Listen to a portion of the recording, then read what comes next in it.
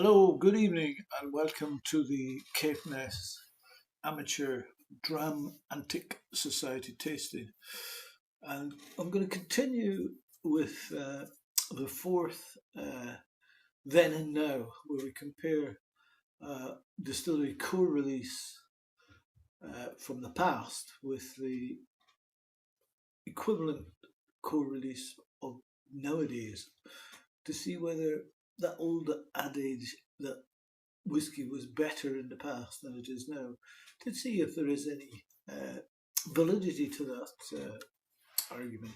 And tonight I'm going to do the Balvenie. I've got two Balvenies. I've got the Balvenie Founders Reserve 10-year-old bottled at 40%, and the Balvenie Doublewood, also bottled, 12-year-old, also bottled at 40%. Now, anyone at the Balvenie distillery would tell you that the key to its character is its fat, short neck stills, which give the new make spirit a nose that is heavy, nutty with cereal, but with a great concentration of fruits behind it. The aroma is very clean and sweet.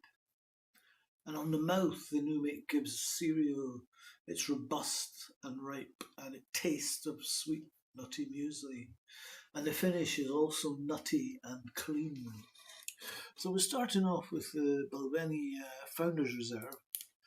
I've managed to get samples of these old whiskies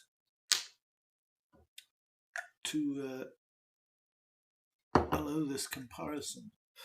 So this is the Balvenie's Founder Reserve 10-year-old at 40%. And it became part of the Balvenie core lineup in the 1980s. And it was originally, if you remember, presented in a cognac style bottle until Balvenie arrived at their now familiar bottle silhouette. It was discontinued around 2009 and replaced by the signature 12-year-old. And perusing a few online forums, the Balvenie faithful, of whom there are many, were not terribly enamoured by this decision, as the Founders Reserve was a popular expression in the Balvenie lineup at the time. In his Whiskey Bible 2012 review of the Doublewood 12-year-old, Jim Murray suggests that the Founders Reserve was sacrificed on the altar of ageism, and he probably has a point. The Founders Reserve was comprised of spirit that had been matured for at least 10 years in ex-bourbon casks and ex-sherry casks before being vatted together and then bottled. I can't find any information what the ratio to bourbon to sherry was, and it was bottled at 40%. Because it's no longer in production, finding bottles of the Founders Reserve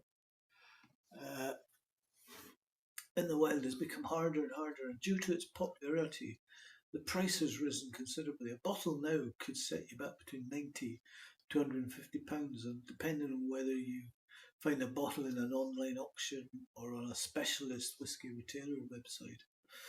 So first up we have the Founders Reserve 40% ABV, and it's suspiciously dark for a 10-year-old whiskey.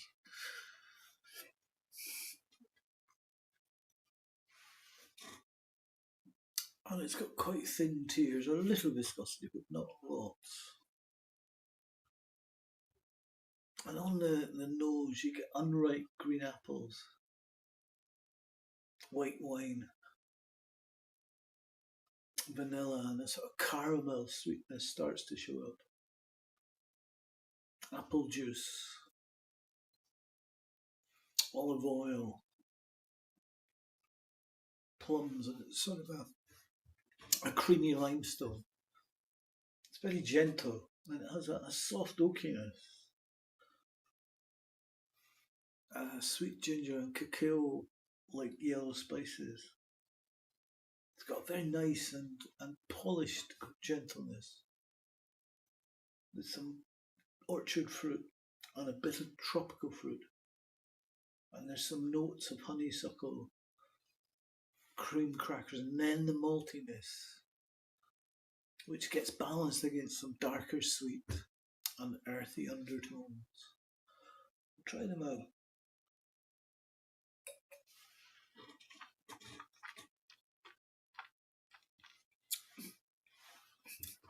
It's quite a thin mouthfeel. 40% ABV makes this dram feel underpowered here. So caramel, soft creaminess, vanilla, and there's that sort of light ginger spice.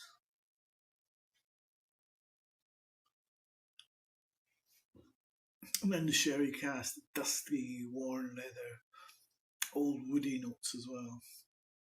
Dry, little smoke within cacao, and very thick and strong vanilla.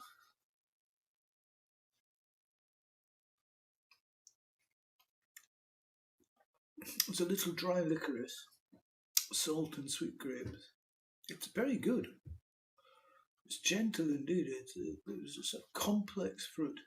It's a combination of orchard, tropical, and dark fruits. There's a malty, waxy red licorice and cream crackers.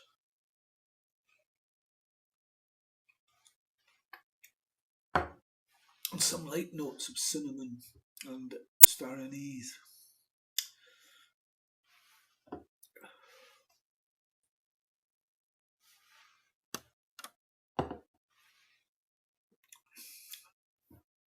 And the finish is long and malty with layers of fruit, cream crackers and wood, and more vanilla, caramel sweetness, a touch of dust, and gentle ginger. Good job I kept half of my sample for doing with water. It tastes very good, this actually. I'm going to try 5 drops of water in this.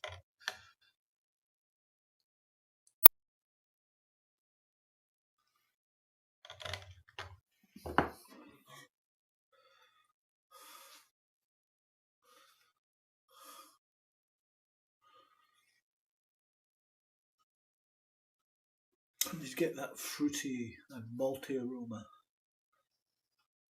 Banana, lime,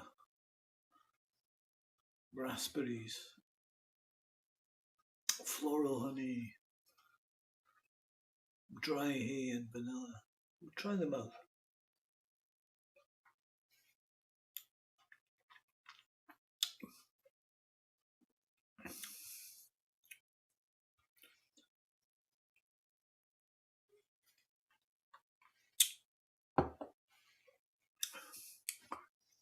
And you get a sort of vanilla sweet taste, apple pie and cream, green pepper, parsley, orange marmalade, strawberry jam and malt.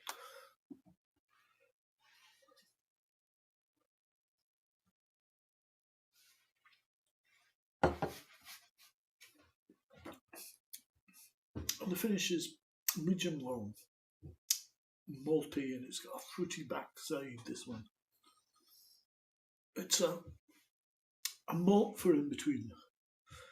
Nothing special about it, but this older bottle from the Founder's Reserve from the 1980s tastes like a different style of whiskey.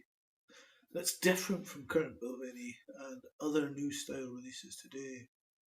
It's soft, pleasant, middle of the road. And I could see people pulling out a bottle of this for a daily opening dram. The 40% ABV and the simplicity detract from the overall experience. Its feeling is that it comes across a tad light overall. So I'll cleanse my palate and then we'll try the next one.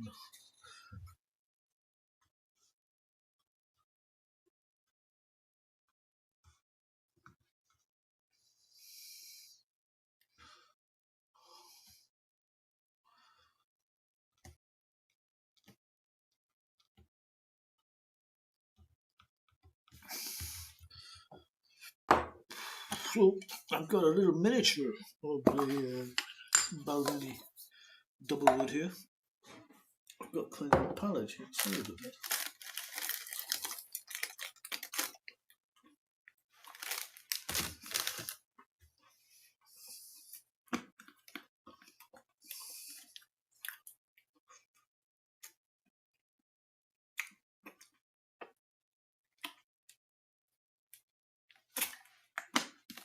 So, yeah, I've got a little miniature of this.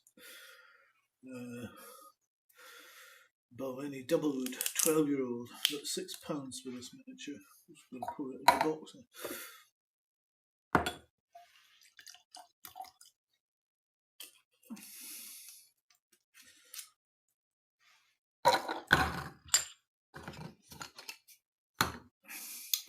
So, as I understand it, the double wood 12-year-old was launched in 1993, and it employed what at the time was a unique process of wood finishing that had not been previously accomplished.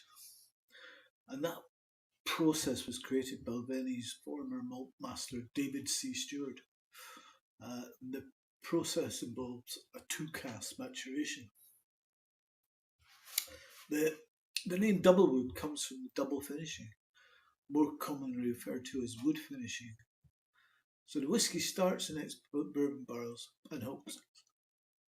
A barrel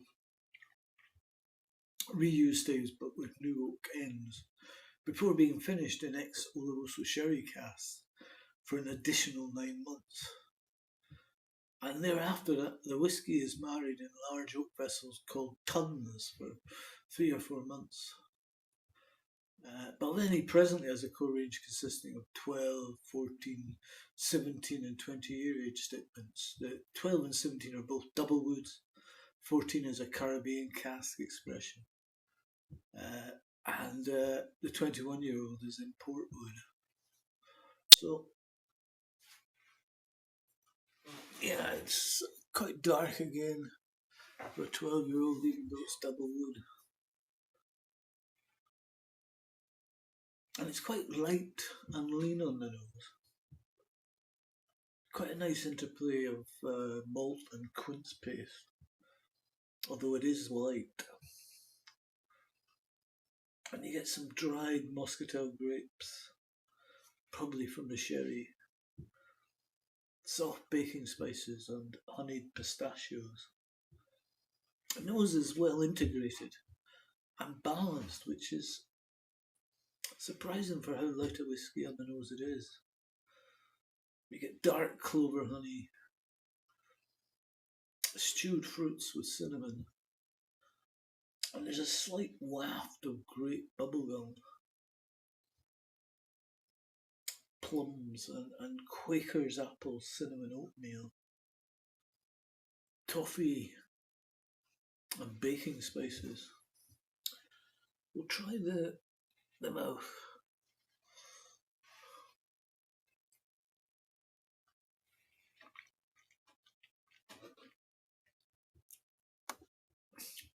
It's quite supple and sweet, and there's a tiny amount of a velvety mouthfeel.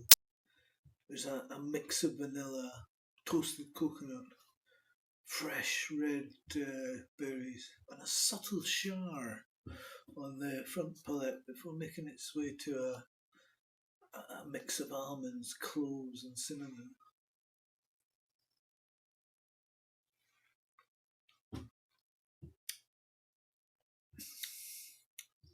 It's well balanced and quite direct. And they're all delicious flavours, but there's not much evolution going on here. Not too much complexity. It's enjoyable, but I would have liked more nuance and complexity. Vanilla cream, dates.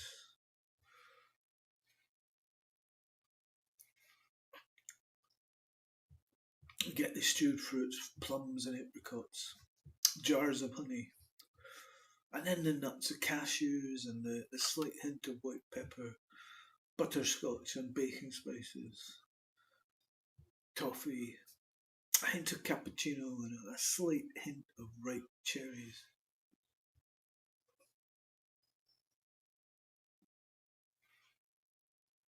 This dram comes in at 40% ABV. I understand the US it's 43%.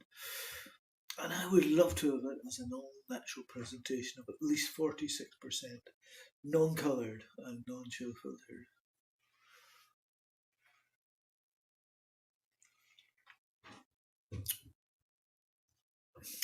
Finish is not long, but neither is it brief. A creamy sensation pairs with the vanilla and spices on the finish. So delicate and decently lengthy for what this is.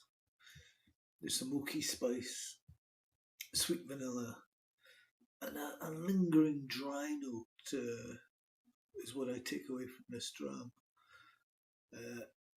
Not much complexity, and it's got very direct flavours, but it's nice and sweet, which is what I think they're probably going for. Try 5 drops of water in this.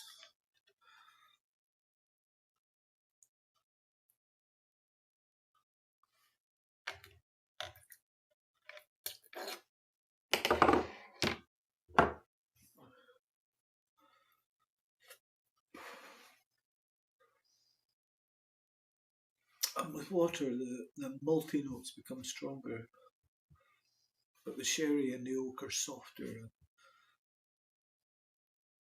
Something a bit soapy comes out. Try them out.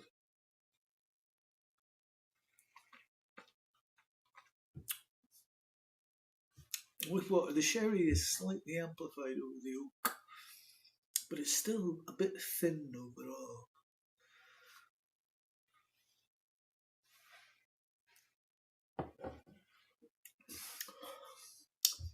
And the finish is sherry and oak residue, honey, malt, vanilla, mint. I'm going to go back to the Founder's Reserve.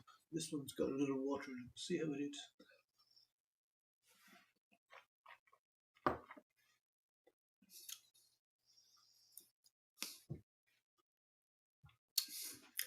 You know, the Balvenie 12 Doublewood is obviously very tasty. Like the flavours I described are all nice flavours that the majority of people will enjoy to some degree. I've no qualms with the whisky itself, and if someone bought me a dram of it, I'd be very, very happy to drink it any day. While it's obviously well made, and the team at Balvenie has created a drop that's consistent and approachable, it's not anything to truly write home about. The direct flavours and lack of nuance, it's just a bit boring to me. You know, it's a perfectly acceptable whisky, but it's only half a step up from Glenfiddich 12 and roughly comparable with Glenfiddich 15-year-old Solera. And I think that's because of the low bottling strength, which is letting down what is already a delicate malt. It would be more robust and interesting at 46% without chill filtration. But as long as sales remain high, we're never going to see that. You know, my brother has a great collection of whisky, but his favourite single malt is the Balvenie. And pleasant as these drams were, I just don't get it. I think I preferred the Founder's Reserve, the old one here, but neither the old or the new is a dram I would turn to in my top shelf. I suspect ultimately Balvenie is a whisky that just isn't for me. Thanks for listening.